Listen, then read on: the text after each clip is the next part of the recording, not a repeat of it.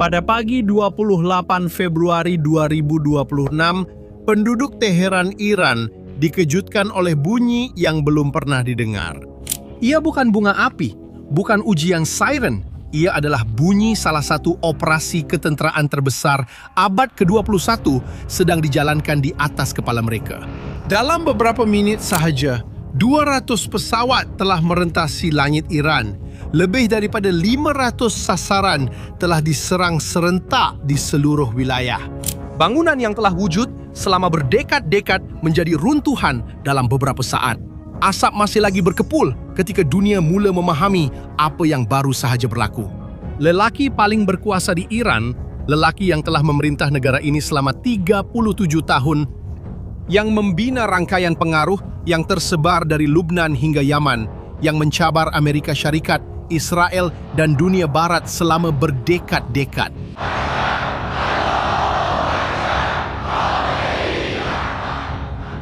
Dia telah meninggal dunia. Dan inilah butiran yang kebanyakan berita tidak sampaikan dengan betul.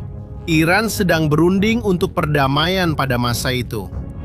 Pada pukul 2.13, Amerika Syarikat dan Iran mengadakan satu lagi rundingan mengenai program nuklear Iran pada hari Khamis ini.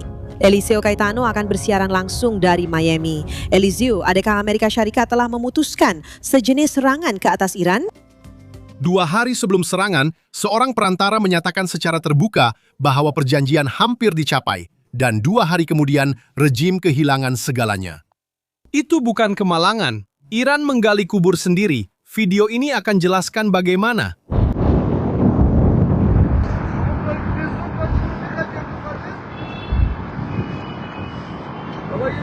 Tetapi sebelum itu ada satu soalan yang tiada siapa jawab dengan betul.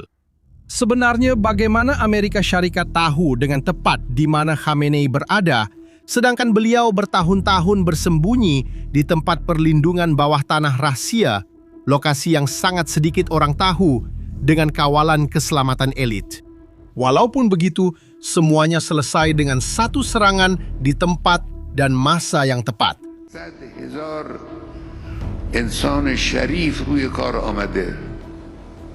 Kisah di sebalik operasi ini adalah antara yang paling luar biasa dalam sejarah ketenteraan modern.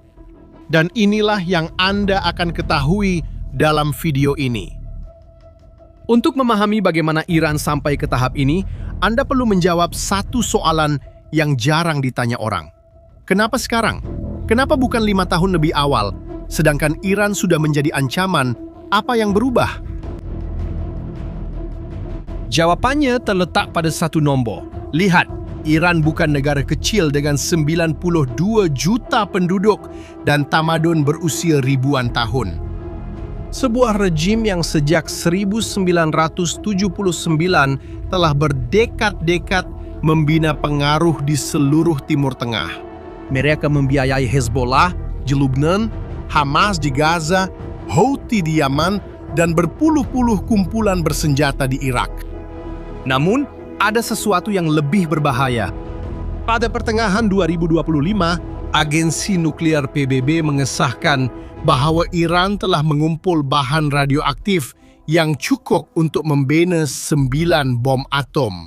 9. Rejim itu menyangka itu adalah kuasa, menyangka itu adalah perlindungan, tetapi sebenarnya program inilah yang menjadikan Iran sasaran.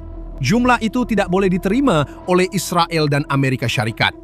Pada Jun 2025, Israel melancarkan serangan udara terbesar ke atas Iran. Namun, berbeza dengan pengeboman biasa, operasi ini memiliki ciri yang belum pernah dilihat dunia. Beberapa bulan sebelum serangan, agen Mossad, agensi perisikan Israel, telah ditempatkan secara rahasia di Iran. Agen-agen ini menggunakan drone untuk memusnahkan sistem pertahanan udara Iran dari dalam keluar. Ibarat seseorang masuk rumah Anda, matikan penggerak. Kemudian beritahu orang luar pintu sudah terbuka. Amerika Syarikat kemudian masuk dengan pengebom B-2 Spirit, pesawat yang hampir tidak dapat dikesan oleh radar, membawa bom bukan nuklir terbesar yang pernah dihasilkan. Bom-bom ini direka untuk menembusi berpuluh-puluh meter batu dan konkrit sebelum meletup, dan ia digunakan terhadap kemudahan nuklir yang tertanam sedalam 80 hingga 90 meter di dalam gunung-gunung Iran. Keputusannya adalah signifikan, tetapi tidak muktamad.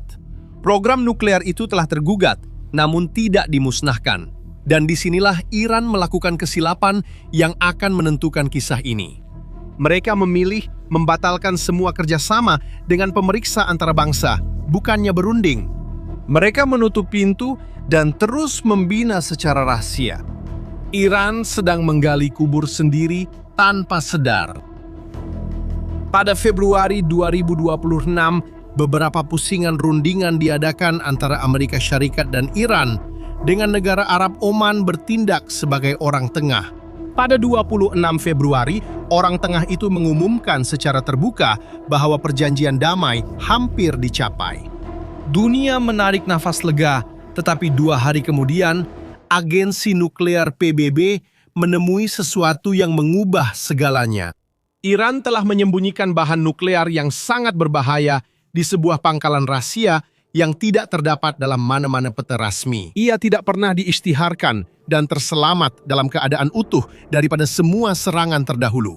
Sewaktu duduk di meja rundingan, Iran terus membina secara rahasia. Sekarang beritahu saya, jika Anda dapati seseorang menipu Anda di rumah sendiri sambil berpura-pura berunding dengan niat baik, adakah Anda masih mahu berdamai atau bertindak balas? Beritahu saya di ruangan komen.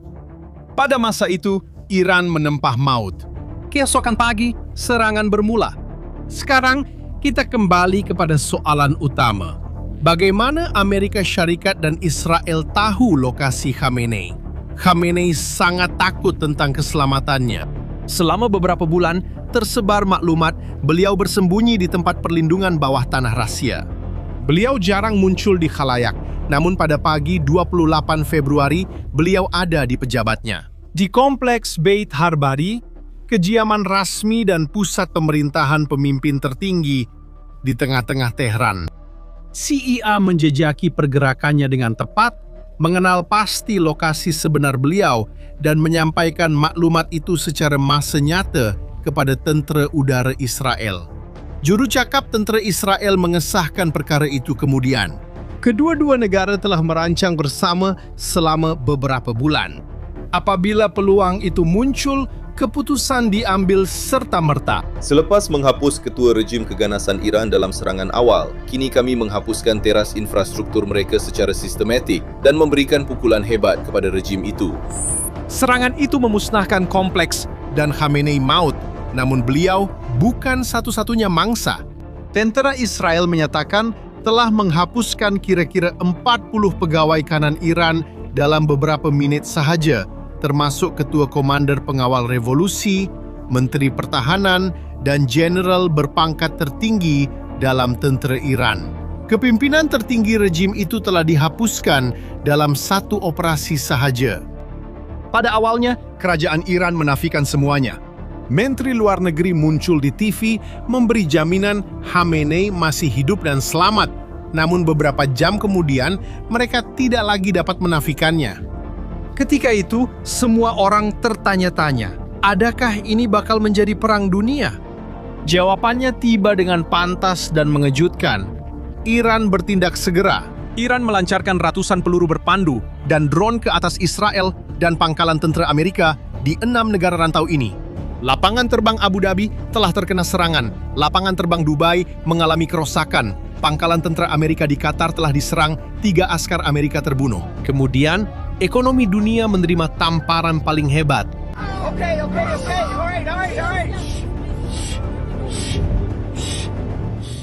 Penggawal revolusi Iran, cabang ketenteraan utama rejim itu, menghantar message radio kepada kapal-kapal di Teluk Parsi.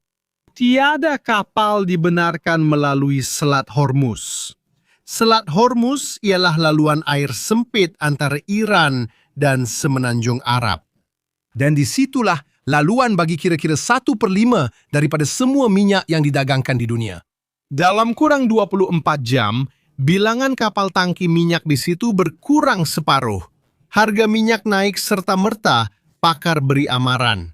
Jika sekatan itu berterusan, kesannya akan dirasai di seluruh dunia, di pam minyak, di pasar raya, dalam bil elektrik. Tetapi di sini ada sesuatu yang menunjukkan betapa besarnya kesilapan yang dilakukan oleh Iran. Rangkaian sekutu yang dibina Iran selama berdekad-dekad yang sepatutnya melindunginya berdiam diri. Hezbollah mengecam serangan itu tetapi tidak terlibat dalam pertempuran. Hamas membuat kenyataan membantah tetapi tidak melepaskan satu pun roket. Kumpulan bersenjata Irak berdiam diri. Iran telah membelanjakan berbilion dolar dan berdekat membina rangkaian ini, namun ketika sangat diperlukan, tiada siapa tampil. Kini kita sampai ke soalan utama. Apa akan terjadi kepada Iran tanpa Khamenei? Sebenarnya tiada jawaban mudah, kerana Iran tanpa Khamenei tidak seperti syarikat tukar presiden. Ia kini sebuah negara tanpa sosok yang menentukan setiap keputusan politik, ketenteraan, dan agama sejak 37 tahun lalu. Namun, ada beberapa perkara yang jelas. Majlis sementara kini mengawal negara, sementara menunggu pemilihan pemimpin baru. Nama-nama yang disebut-sebut adalah cucu pengasas revolusi, bekas presiden parlimen, dan anak lelaki Khamenei sendiri. Namun, fakta yang paling ketara bukanlah nama-nama itu. Di pasaran ramalan, platform pertaruhan wang sebenar tentang peristiwa dunia, pilihan tertinggi dengan kebarangkalian 49% bukanlah mana-mana calon. Ia penamatan jawatan pemimpin tertinggi. Hampir separuh daripada penganalisis percaya bahawa Iran mungkin keluar daripada krisis ini sebagai sebuah negara yang benar-benar berbeza. Tetapi ada satu kuasa yang akan menentukan masa depan negara, lebih daripada mana-mana pemimpin agama atau politik. Pengawal revolusi. Ia tidak ditubuhkan untuk mempertahankan negara daripada musuh luar, ia sebenarnya ditubuhkan untuk mempertahankan revolusi daripada sesiapa yang mungkin mempersoalkannya dari dalam. Dengan 190.000 askar dan rangkaian milisia yang tersebar di seluruh masyarakat Iran, ia adalah tonggak yang menyokong kuasa.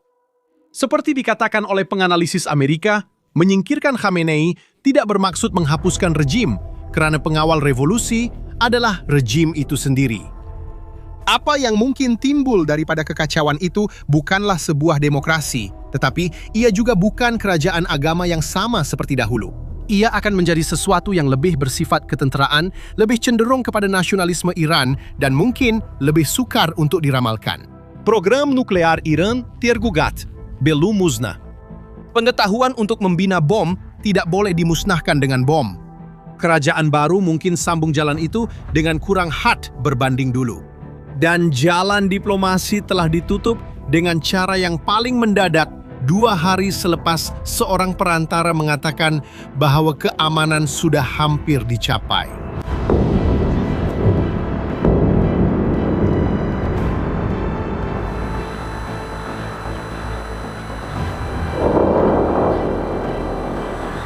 Akhirnya, apa yang menjatuhkan rejim paling berkuasa di Timur Tengah bukan sahaja kekuatan Amerika Syarikat atau perisikan Israel. Iran menggali lubang itu sendiri melalui rahasia, pengkhianatan semasa rundingan, dan program nuklir tersembunyi di Gunung Ganang. Ia dimeterai dengan image yang kekal dalam sejarah. Televisian negara Iran menesahkan kematian Khamenei dan seorang penyampai menangis secara langsung di hadapan kamera. Seorang lelaki yang sepanjang hayatnya hidup dalam sistem yang menuntut kesetiaan mutlak kepada rejim. Yang Mulia Ayatullah Sayyid Ali Husseini Khamenei dalam usaha mengekalkan kemuliaan tempat suci Republik Islam Iran menangis di siaran nasional ketika mengesahkan bahawa rejim itu telah kehilangan pemimpinnya. Tangisan itu menyampaikan sesuatu yang tidak mampu diungkapkan oleh mana-mana kenyataan rasmi.